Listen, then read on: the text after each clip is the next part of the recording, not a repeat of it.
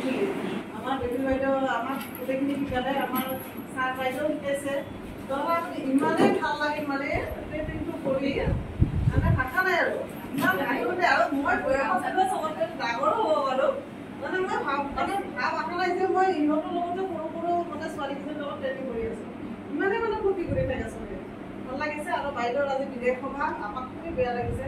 আকৌ যে এনেকৈ লগ পাম নে নাপাম মানুহৰ জীৱনত আজি আমি বিদেশ সভা হিচাপে বাইদেউ যে আজি যাব তাৰ হৈ পেলাই আমি সকলোৱে মিলি এটা সৰু মানে উপহাৰ হিচাপে বাইদেউলৈ লৈছোঁ। চবে আহক, চবে ধৰি দিব গামোচাখন আগত গামোচাখন